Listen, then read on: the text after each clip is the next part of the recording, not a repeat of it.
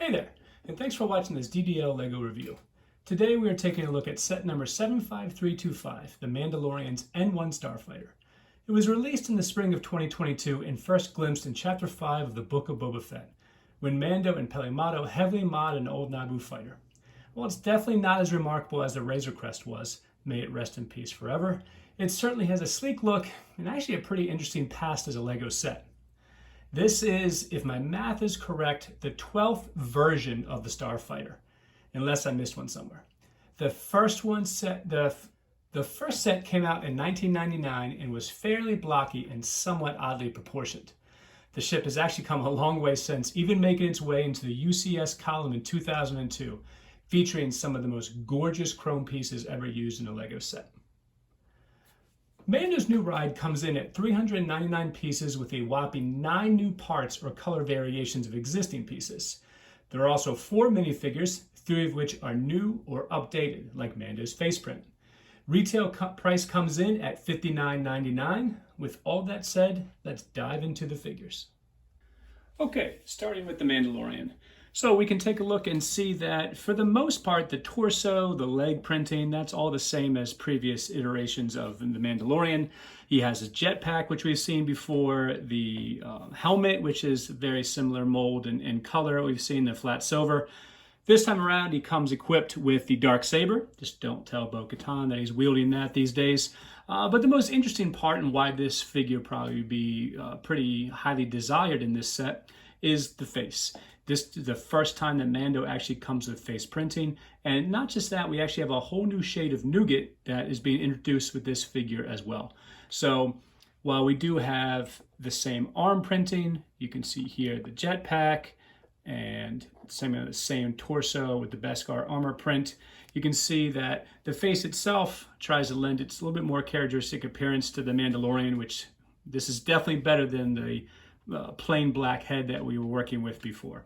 So a lot of the same parts, but the face kind of making this a pretty desirable figure overall, in my opinion. Okay, next up we have Peli Motto. She's actually appearing for the first time as a minifigure. Now, she was in both seasons of The Mandalorian. She's in the Book of Boba Fett, obviously helping Mando build the N-1 Starfighter.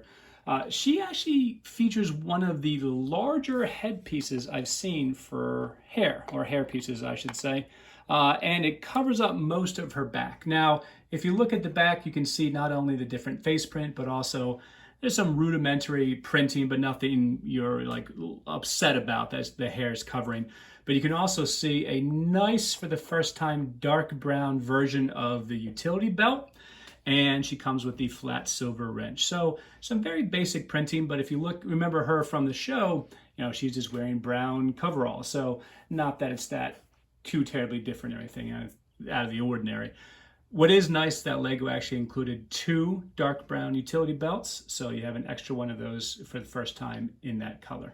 So overall, a decent representation of her, but the best part is obviously is that you are getting this figure for the first time in LEGO form. Okay, now for our more pint-sized figures that come with the set.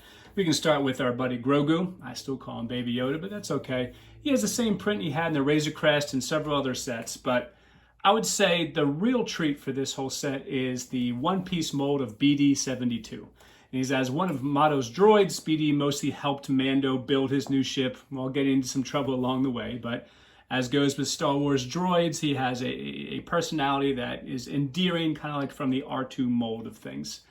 While throwing a little bit of love to Jedi Fallen Order with its appearance, BD-72, I think does play pretty well on screen. The one thing I thought was interesting is with this white colorization, I think it helps it stand out a little bit more than it might have before, but I think it appeared more gray on film. But I think this still works pretty well, and I would love a statue-sized version of this BD for sure. All right, now that we took a look at the minifigures, let's get back to the ship. The first thing that really comes to mind to me is how big the ship is. When thinking about the old Naboo sets, they were at most maybe half this size, maybe one coming even close to the size of this set here. And I understand you want to have, the cockpits where you can get the minifigures in, including Grogu, but the ship is impressive in its size, but also lends some issues with displayability.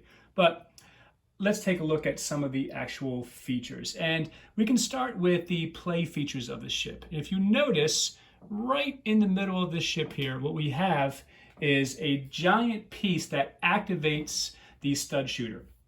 And I can't think of a different way to explain it than more it's a shaker head scoop you might find on like a muscle car or something like that. Kind of looks like it's like a Fast and Furious piece here.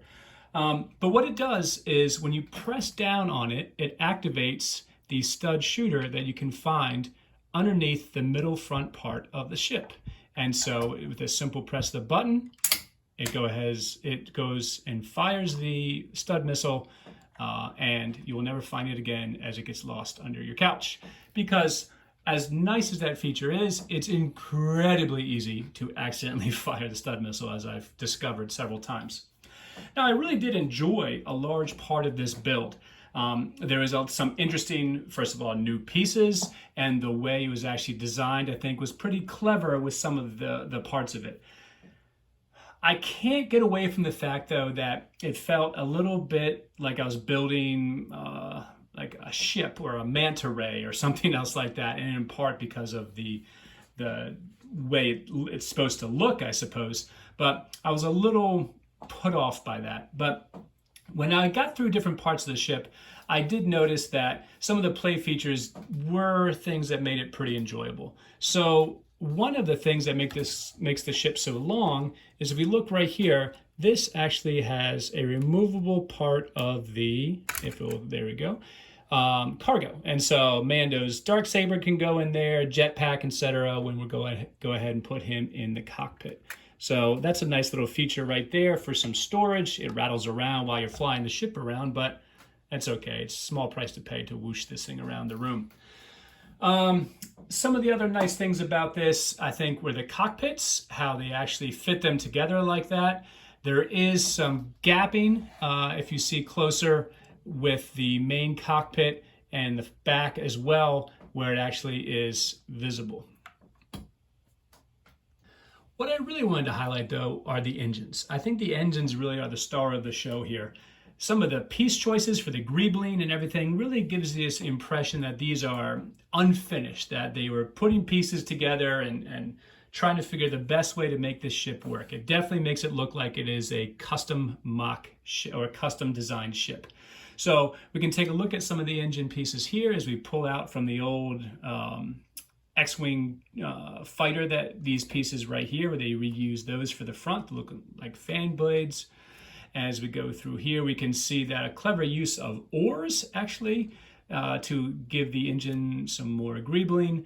And then I think these blue Technic pieces give a nice sense of thrust coming off as we get to the conical shape here, which I think is actually pretty close to what it looked like in the show. So I think they did a pretty nice job there. The engines pretty much mirror themselves. One of the major differences is this stickered piece on the top right here to give it some kind of, I guess, more of a mechanical effect, or to show some pieces there. As we swing this around, you can see that underneath there is another engine component here. This engine component, my only complaint with this is, and maybe I assembled this incorrectly, is it's notoriously easy to take off. And if you hit it in the wrong way, it actually comes off pretty easily. But other than that, I think the ship is pretty well represented in terms of the style, the engines, and everything else that you might want to see. And here's a better look at the other engine and some of the design of that to create the look of something that could power this ship. I also like the fact that there's a little touch of yellow still in the ship that gives it a little throwback to the old Naboo fighters. And I think that was a nice way to try and do that as well. There are 3 stickers overall with the ship, which it's not too much, I don't think. 2 of them are featured pretty prominently, one for the stud shooter, the other one for the one engine. But I think it does a nice job of actually helping the set rather than hindering it. If you want to look at that last sticker, we open the cockpit here, you can see it actually kind of gives it a nice, almost like airplane style sticker, airplane style controls. So overall, taking into account my 4 completely arbitrary categories, let's sum up the ship. So first of all, cost. Looking at the cost, $60 is a decent chunk of money for 400 pieces. At the same time, the minifigures, the size of the ship, they kind of make me feel better about spending that much on this, instead of, say, a helmet with no figures about the same price. However, I would probably grab one soon if you are interested in this ship, because LEGO's impending price increase might make this ship actually cost a little bit more than it already does. And then we start to get to the idea that maybe not quite worth it in terms of price per piece, etc. But overall, a decent value for the money considering the minifigures. I'd give that 4 out of 5 stars. The display. The ship looks nice. And I say nice in quotations. And what I mean by that is it's a decent representation of the ship. I feel that LEGO may have rushed this to the market, as this was, I'm sure, in pre-design well before the episode aired or anything else like that. And I just feel like there's some things that could be maybe done a little bit better. I wish there wasn't so many studs showing. This is a notoriously smooth, beautiful Naboo Starfighter, and it doesn't quite come across that way. And I know it's supposed to be a modded out ship, but I think some of that beauty is lost. And the size of it, it really makes it difficult to display it. On a shelf, it's pretty flat, so it's kind of hard to see it unless you're looking straight down on it. I know you could probably find like a nice wicked brick shelf or something like that to take care of that, but to some extent, I kind of wish you didn't have to do that, where it should be more to be able to stand on its own. And while it does look nice from a above angle, on the shelf, it tends to get lost a little bit, and the angles of it tend to take up more room than maybe it's worth. Minifigure-wise, this is, I think, what will sell the set. These minifigures actually are very, very nice, with 2 of them never appearing before, and Mando with the face print. Already, I think you could probably sell all 4 of these minifigures for the price of the whole set. So the minifigures I would give 5 out of 5 stars for, while the display, more like 3 out of 5. I'm a little disappointed in the way it actually sits on the shelf. Overall, though, I think I'm giving this set 4 out of 5 stars. I love the Naboo ship designs in general. I'm a big fan of that design. And I think LEGO mostly captured Mando's version of the ship. I wish there's a few less studs showing, as I said, and there's really nothing worth mentioning on the underside of the ship. Just a lot of airplane type fuselage kind of pieces. But it's also a playset. It's not an 18+ model. So yeah, the minifigures hit the mark, and with a little creative staging, this set should pop on a shelf. Well, tell me what you think. Thanks for watching. Subscribe to see more videos, and have a great day.